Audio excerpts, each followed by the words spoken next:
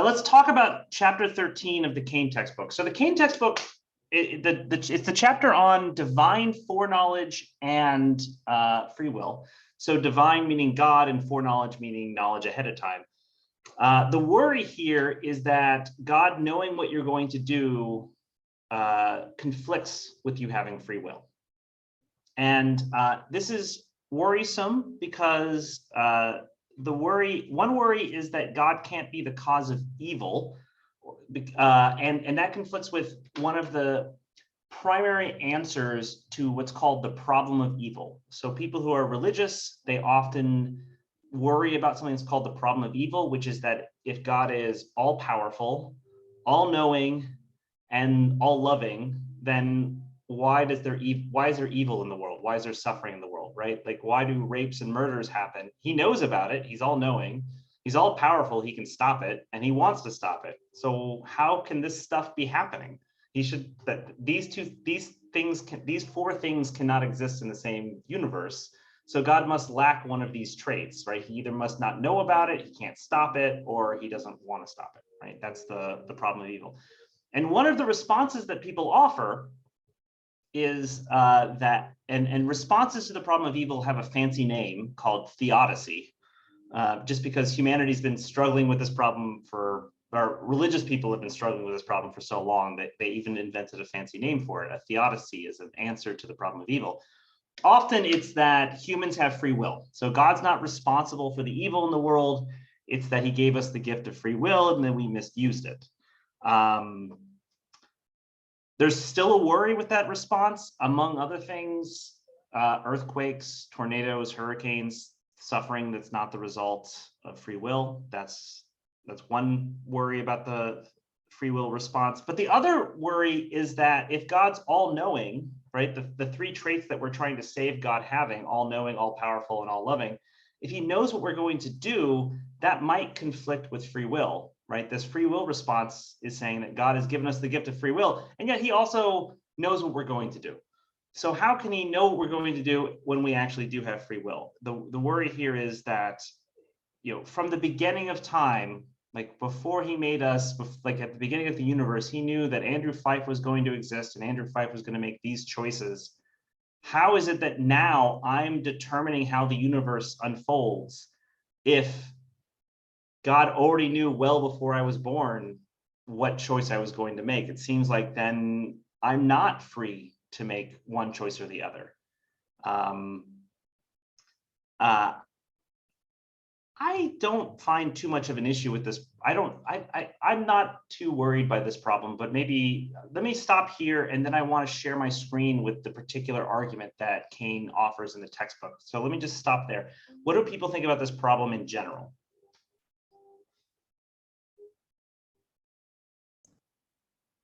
Are you saying the problem of the evil? You can talk about the problem of evil, but in particular, the issue of whether God can coexist. So the problem of evil is can God coexist with evil? The other problem is, can God coexist with free will? Because evil seems to limit one of these traits, whereas free will seems to conflict with foreknowledge, like his all knowledge, that he can know what we're going to do. I think, well, God could coexist with evil because I think there is this idea of a necessary evil, which I mean, it's a little bit of a hot take sometimes because no evil is necessary. Like, obviously we'd be better off without bad things happening. But I think, well, I guess if there is free will, then it should serve as an example or like a warning kind of for, I don't know if that makes sense. Cause if somebody is,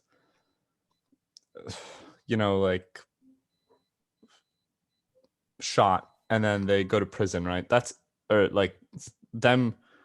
If somebody shoots somebody, that's like something that's evil, and then they go to prison. But so maybe that was a necessary evil to deter people from doing that in the future as well. But I mean, I think that, I think I there is a worry here to say about necessary for us, or I mean, so I mean, one worry is just to say, well, if God's all powerful, then the allowing the evil isn't the only way for him to or her to produce the same results. Does he have? You might think that. I mean, in some sense, you're giving the free will response, right? Is that providing free will? The gift of free will is this great good, and a necessary evil that comes with free will is that it's misused. And God can't give us free will without allowing us to misuse it. Otherwise, it wouldn't be free will.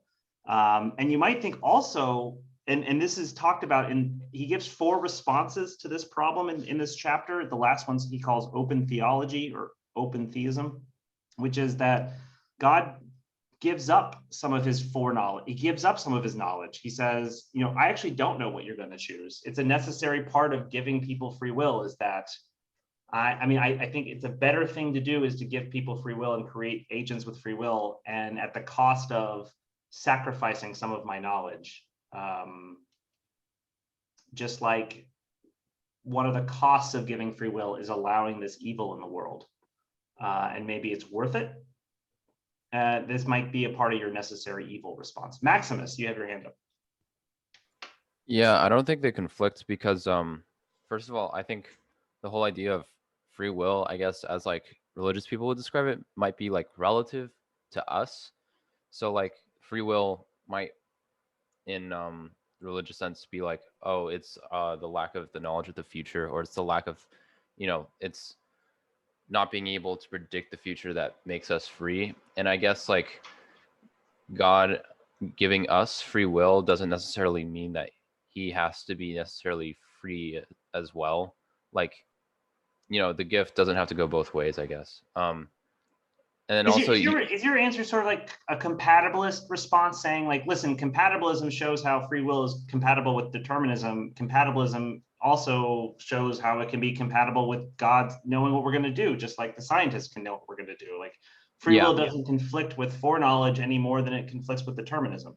Yeah, basically. But I guess it does rely on the premise of determinism. But also, you could also argue God is transcendent above time or whatever, and he's not adherent to these kinds of rules. Yeah, I think so. One of the reasons I don't think that this is an issue, I think it's different than the problem with determinism. And one of the reasons I think this is different than the problem with determinism is determinism says before you were born, there's some events that determine what you're going to do, right? Like the scientists can see these previous things which will determine what choice you make. I feel like the issue with God is supposed to be different. Nothing could determine what you're going to do. It could be totally libertarian, and then you make your choice. It's totally random at the moment and completely undetermined. He can just see the future. Seeing the future ahead of time seems different to me than being able to predict ahead of time from stuff that's prior to your choice. So God's different relationship to time seems to be important here for me as to how to think about this problem. Jackson. Yeah, so I think, well, 2 things really. I think it's worth making a distinction between like a moral evil and I'm not sure what the right word to say for this. Keep going. I love where you're going. A moral evil and I don't know, a Gnostic evil.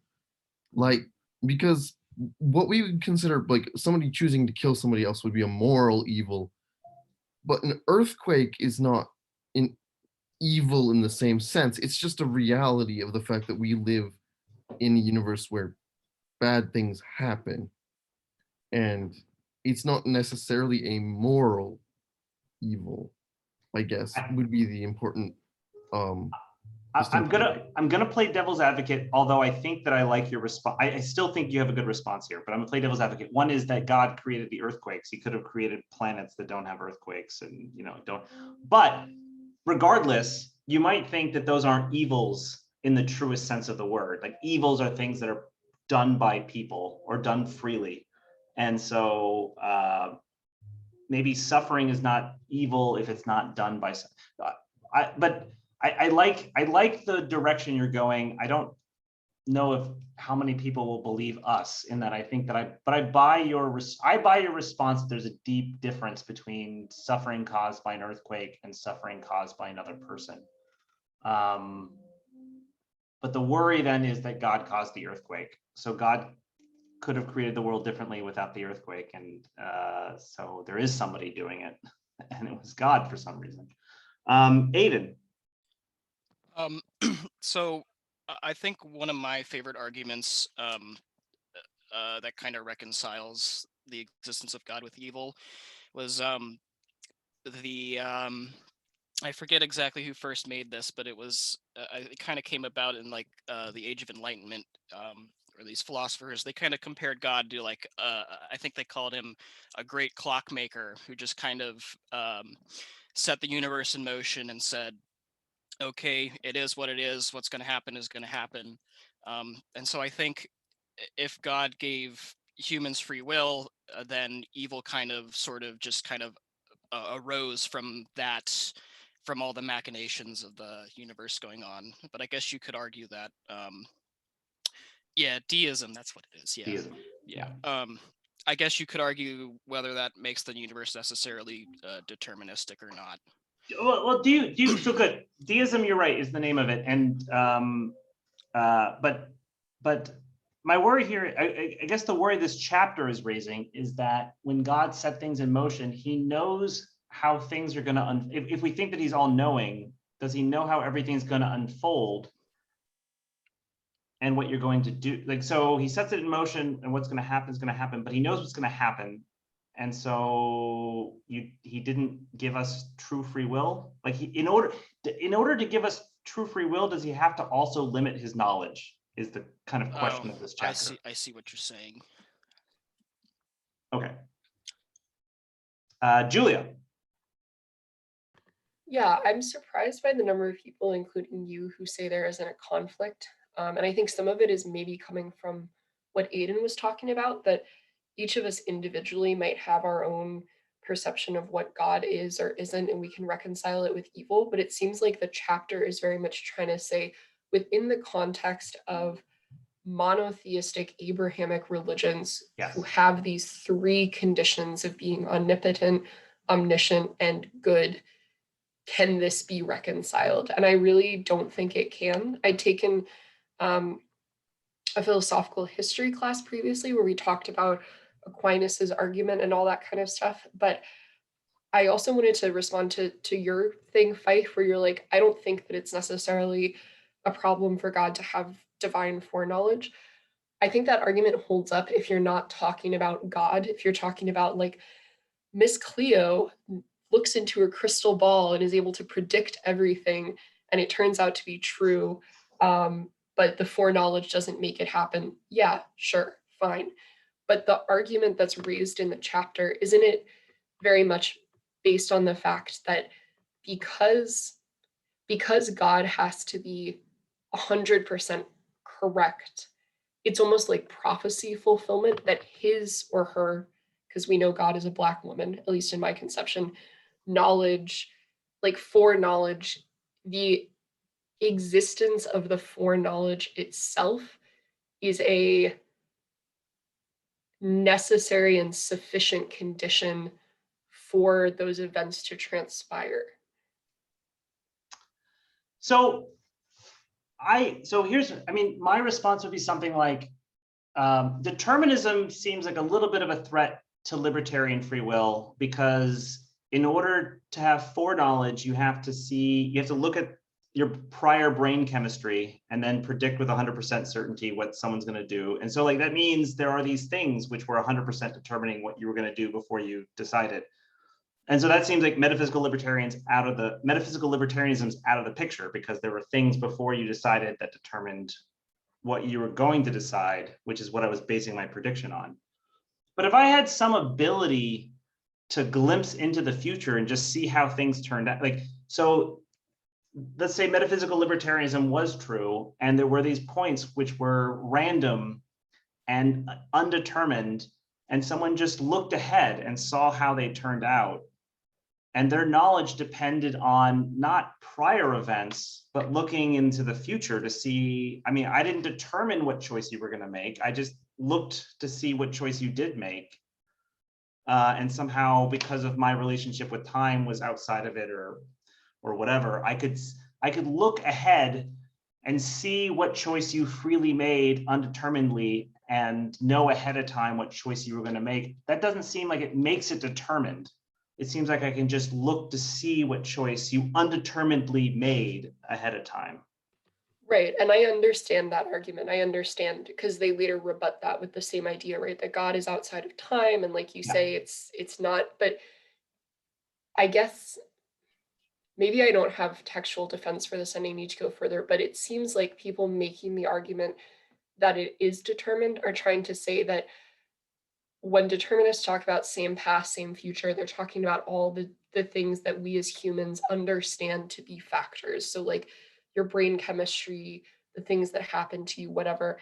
And it seems like they're continuing that argument to say, even if we're not aware of it, maybe one of the factors that is in fact impacting us is sort of this like divine contract, that because God foretold it or foreknew it and saw it, that therefore that is one of the outside impacts at those junction points. So they're not actually libertarian. I think that if that's the way it works, that would be a problem. That would be a problem for free will. I mean, God, in order for God to not conflict, God's foreknowledge to not conflict with free will, he has to just sort of observe, like be able to see what you decide, but not determine it in any way. And I mean, you might think that this rules out future telling with free will, like that you can't see ahead of time what choice a free person is going to make without, like free will has to be unpredictable. I don't know if I see that though. It seems like you can passively be an observer. I can see what choice someone makes in the future through some magical device, but nothing in the past determined what choice they were going to make. But like time just kind of works differently for me in some way, that I'm not, my foreknowledge is not determining what they do, nor is my foreknowledge based on anything that's determining what they're going to do. It's determined on what they do. Like they decide, and then because of the future is what's affecting my foreknowledge, like coming back and letting me know what decision they made. But I didn't predetermine it in any way. That's the reason I find like this might not have to be a problem.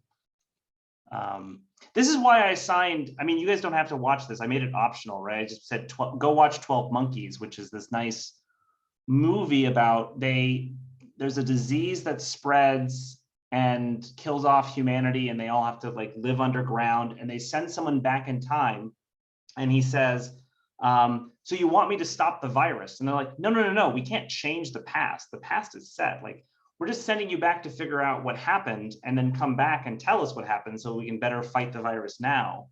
And then it turns out he ends up spreading the virus himself when he goes back. But I don't know if having a set future affects libertarian free will, because the set future can just be the free choices you made in the future. As long as it's not something determining your choice before you made it.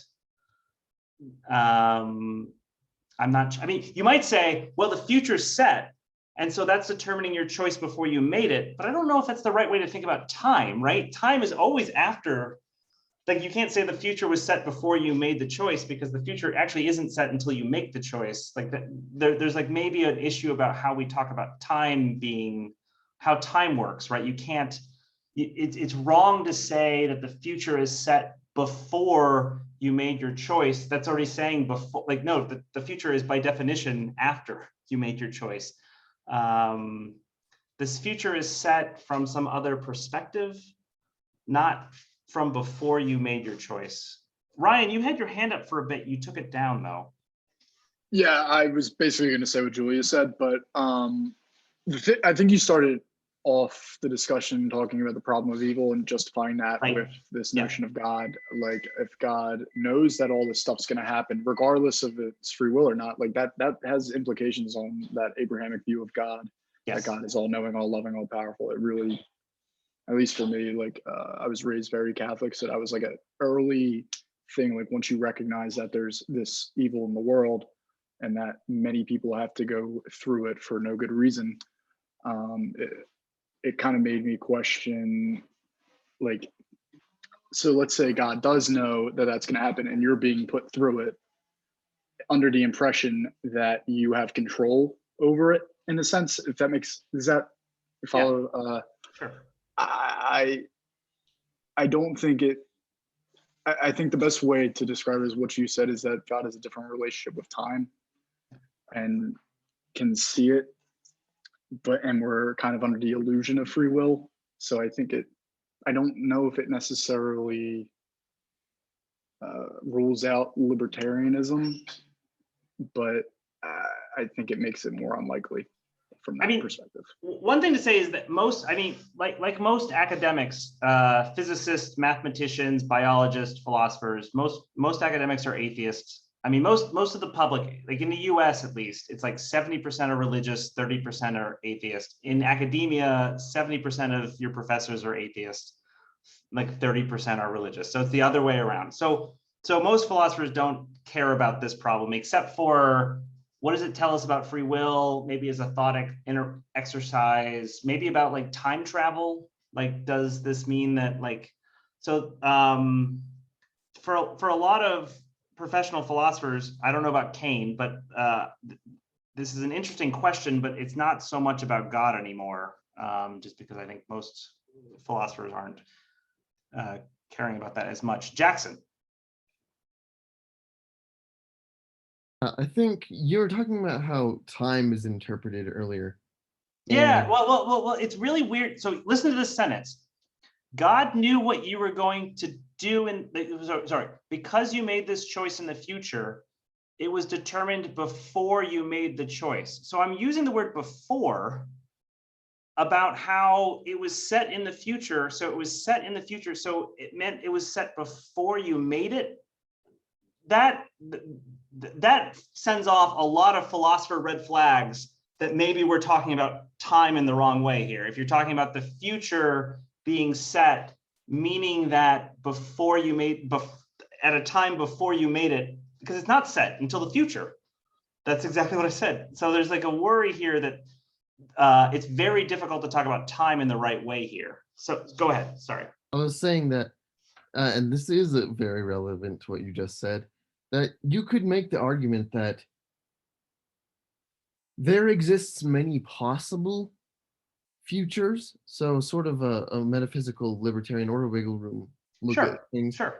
But since that we can only ever exist in one given timeline and experience it, that even though your choices are completely free, you have already made them, and you can, they are well, already, they're again, we've gotten free to the weird and time thing, because you said already made them, which makes it sound like the past, but they're already set in the timeline, but like already makes it sound like it's set in the past of the timeline. Right. It's very difficult to talk about this atemporal way of talking and also this temporal way of talking.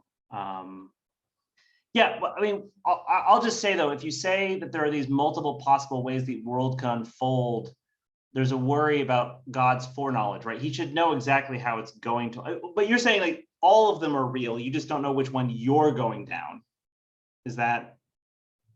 Yeah, I think that is what I'm going after. I'm not entirely sure, but I believe that to be what I'm getting at.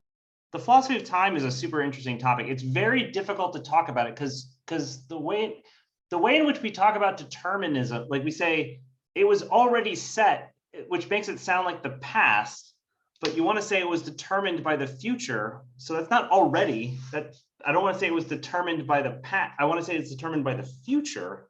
by future choices I was made, but not already set, which makes it sound like it was determined by the past. It's very difficult to talk about these in the right ways when you like or go up to this sort of eternal framework of speaking. Jonathan.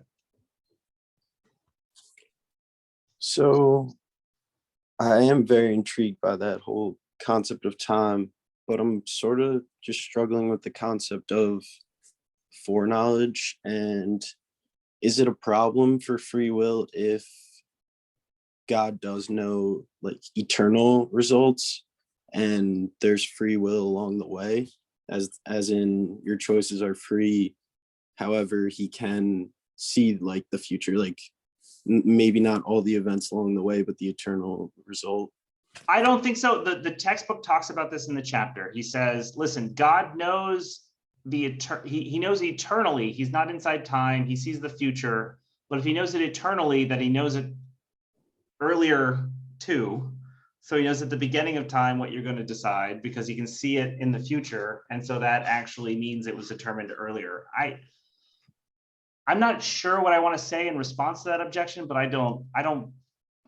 my gut is telling me that there is that depends on a confusion of how we talk about time. I don't know what I don't have a good response here, but you're right. You can say, yeah, sure, God's eternal. He's outside of time. He sees the future. It's not that he saw the past and predicted it. He could see that in the future he made this decision. But the problem is because he's eternal, it means in some sense he knew it before you made the choice, and that restricts, and that means that you weren't really free. I think that if you really think closely about that, I don't know. Again, gut feeling. If I was going to write a paper, I would sit down being like, what is the confusion here? Because I think that argument depends on a confusion about how we think about time. But I don't know. I might sit down and write that paper and then realize I'm wrong and that's a good argument. Other people feel like that's tempting to be correct, that's actually a real problem. So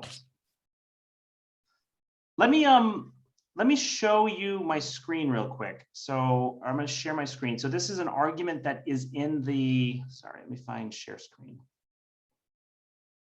Share screen, this. And someone let me know you can see this, right? So does someone yell yes? Yes. Cool. So this is an argument that appears in chapter 13, and this is modeled on one of the arguments for determinism that we saw in like chapter 3 or some earlier chapter. I forget which chapter it was in.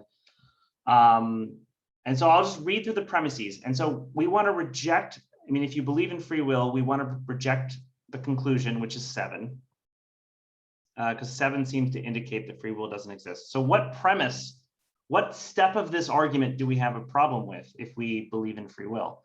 So premise 1 just says, God believed at some time before we were born that our present actions would occur. Premise 2, God's beliefs cannot be mistaken. That's that God knows everything.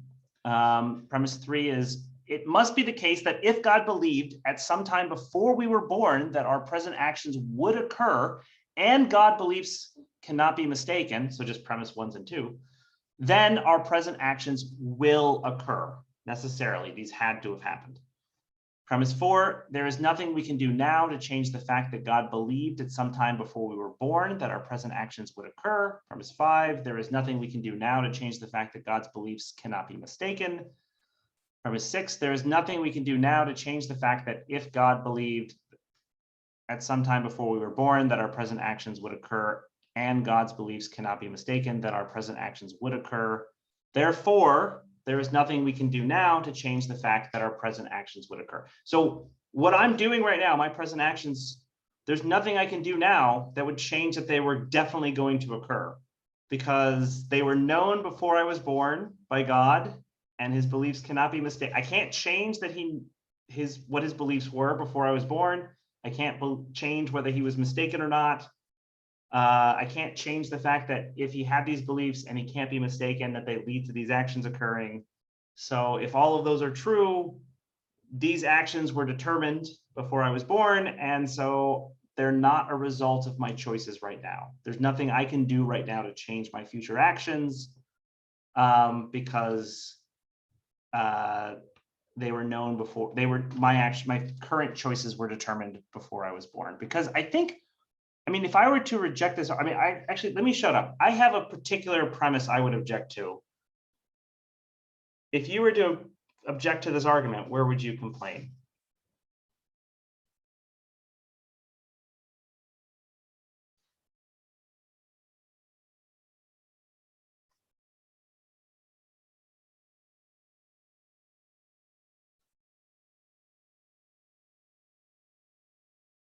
Jackson.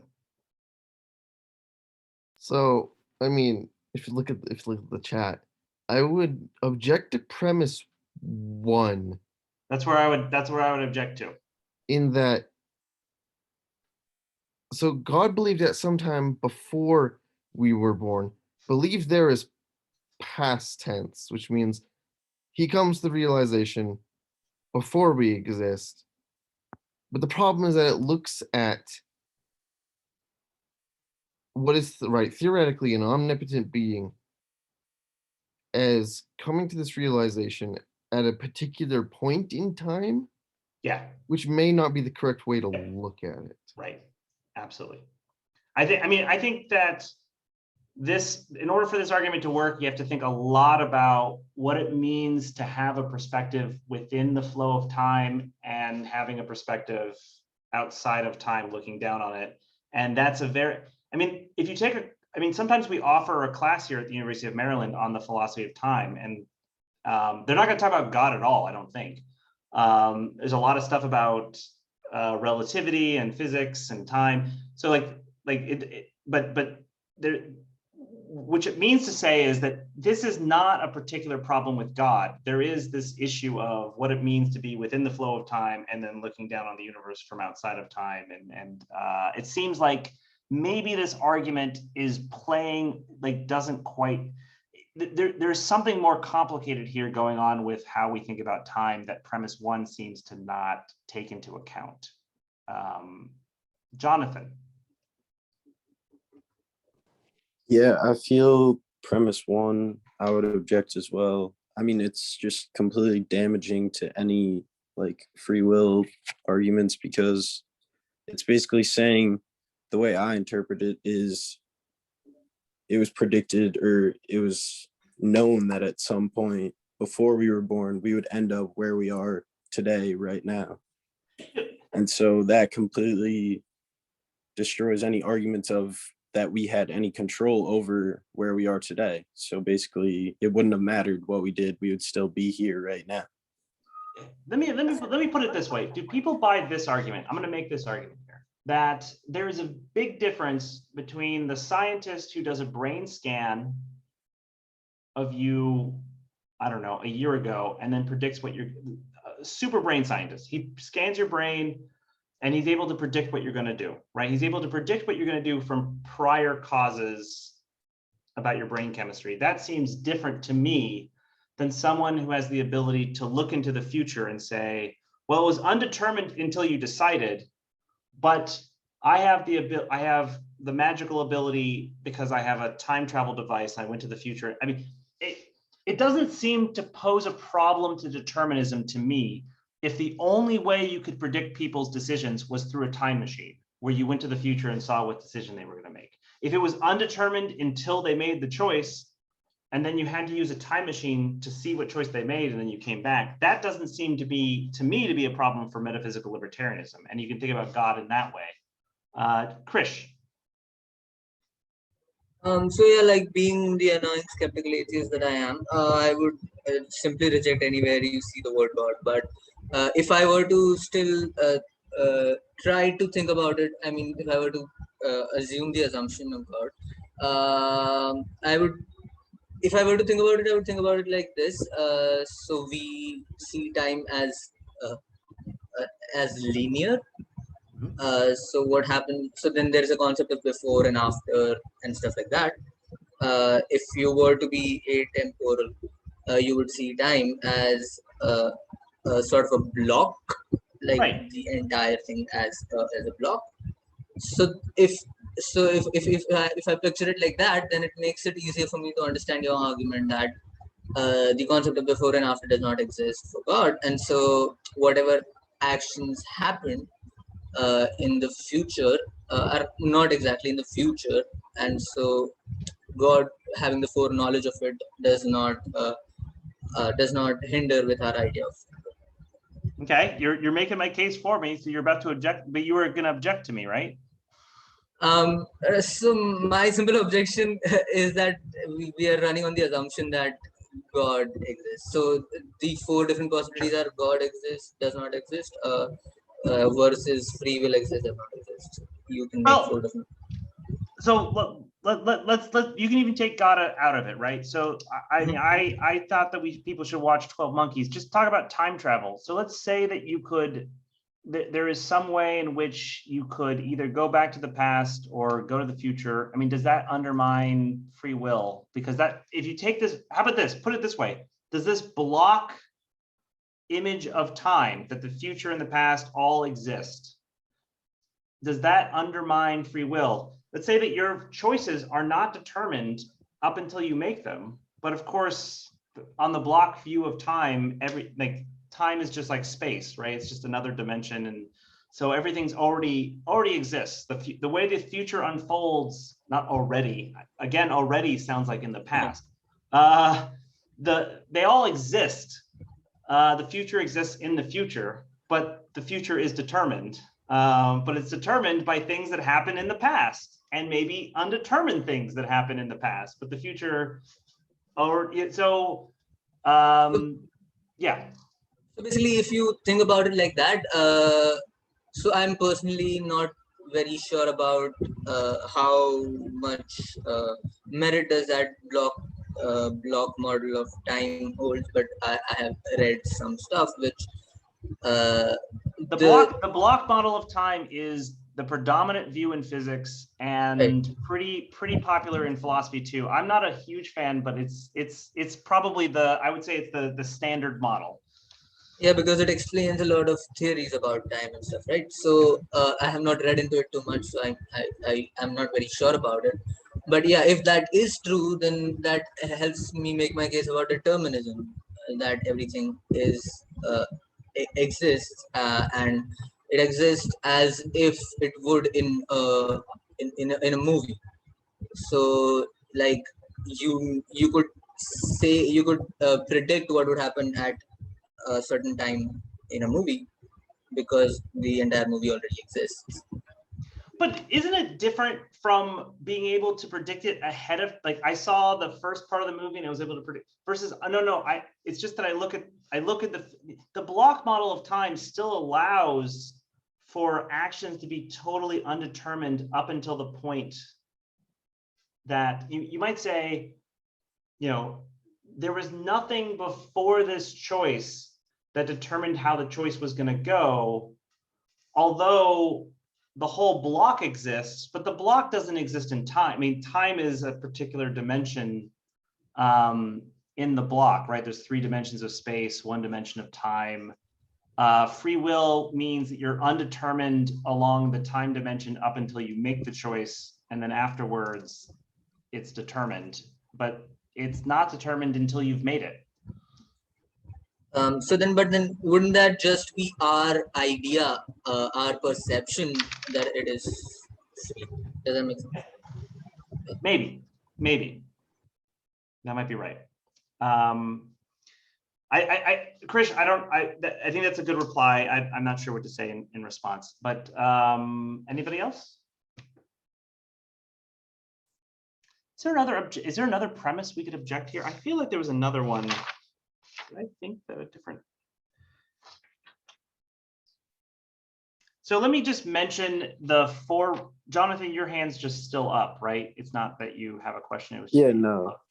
Sorry. You didn't lower it. Okay. So the text covers 4 responses, 2 of which I don't necessarily understand all that well. It might be because I just don't think they work very well. But the first is that God's eternal, and so you say that God has a different relationship with time, which is kind of the thing we've been talking a lot about. And then the last, which is the 4th, he calls the open theism view, which is that God doesn't know what we're going to do. He knows everything, but there's nothing to know about what choice we're going to make because he's given us free will. And so until we make it, it's not a lacking on his part of knowledge because he doesn't know what we're going to do, but there's no truth about what we're going to do until we made it. So then there's this second and the third response. One is from Occam, and Occam is of Occam's razor fame, right? He's a Middle Ages philosopher who argued a lot against a guy named Duns Scotus, by the way. And Duns Scotus, they used to make fun of because they used to wear these pointy hats. Like the followers of Duns Scotus wear these points. So if you've ever heard of a dunce cap about being something, yeah, this comes from people making fun of Duns Scotus as dunces, and so that's where these hats come. So does a because guy they with that believed name really need someone to make fun of him? Like, way to kick him while he's down. So the funny thing is he won this so Occam thought that like numbers like so Duns Scotus believed in Platonic there's like redness and the number of 2, and I think that's probably true, that there is these abstract objects that are a part of our universe. Everything's not just physical. Whereas Occam thought they were just names for things that are invented. And but at the time, people made fun of Duns Scotus and his followers. Oh, you believe in a Platonic heaven of abstract objects, as if there's a number 2 and it's not just a made up. So like the Duns Scotus, like the dunce cap is making fun of people but Duns won that. Occam lost that debate, I guess. I mean, in the sense that people tended to think that Duns Scotus was right and Occam was wrong. But Occam gives this response to this free will problem, making a distinction between hard facts and soft facts. So I think I understand that distinction. I don't know how it's supposed to solve the problem. So I can give you an explanation. I think I can give you a better explanation of the distinction than the textbook does. So I think about the winning touchdown of a football game. So you play up until the third quarter. You or somebody scores a touchdown.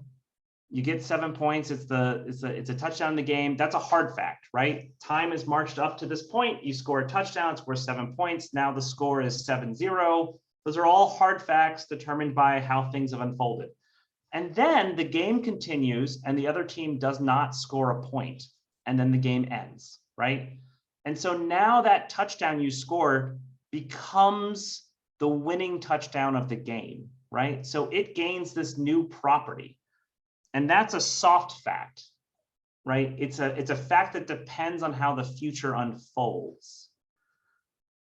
Hard facts don't depend on how it was already a touchdown. It was already 7-0 when I scored it, but it was only the winning touchdown depending on how later things unfolded. And then that kind of back affected the properties of this touchdown and made it into the winning touchdown.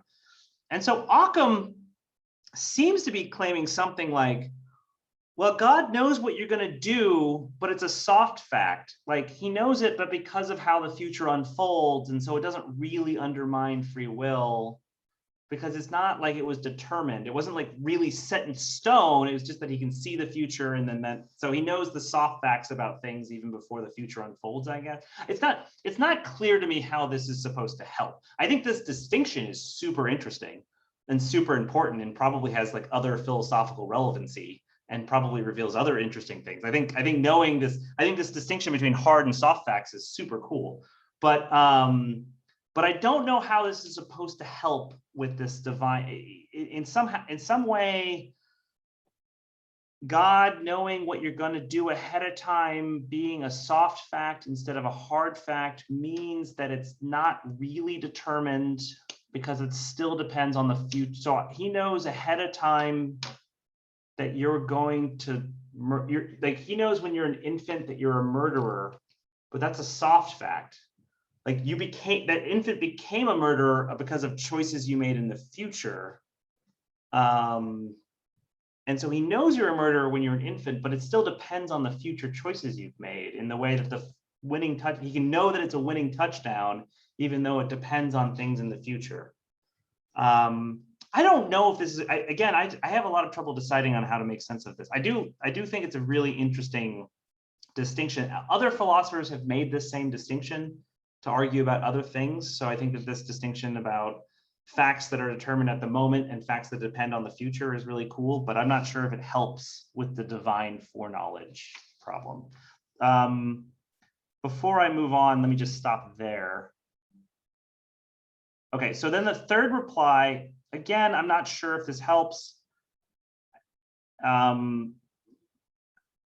think, again, the third one kind of is similar to the fourth one, which is just something like the future is not set. There aren't truths about the future. And so maybe that doesn't undermine God's knowledge in some way. To a certain extent, a lot of this, that seems kind of like language games to get around God not knowing what you're going to do type stuff. I'm not sure what to do with that. But the second and the third responses, I'm not sure how to feel about. And I also am not entirely clear about what the third and the fourth, what the difference between the third and the fourth response was supposed to be. But yeah. Well, one thing I want to say though is even if you don't believe in God, one of the reasons to worry about this is just about whether free will conflicts with this four-dimensional theory of time, this block theory of time that everything is set in some way from this eternal perspective, that the future already exists and there's truths about how it unfolds. Like, does that conflict with free will? There's also worries about whether it conflicts with time travel or knowing the future, right? Is there a way in which, even if determinism is not true and randomness does happen, if there were a way to, through, I don't know, some weird quantum mechanical thing, tell how the future is going to unfold, does that show that free will doesn't exist? I'm not sure, because your choice could be undetermined up until the point you made it. Maybe it's determined in the future, which we might be able to see ahead of time, but like, it's not like I'm determining it in the past. I'm just seeing how the future was set. And maybe the future's already set. Already is a weird word to use here, but set from the eternal perspective. Does that conflict with free will? So in some way, this chapter is about God and free will. I think the other way to think about this chapter is that this is a chapter about free will and time and the theory of time we adopt. And God is just a nice way to think about it. And also historically, the way in which people worried about this problem. We're over time. So I'll see you guys on Tuesday. Thank you. Thank you.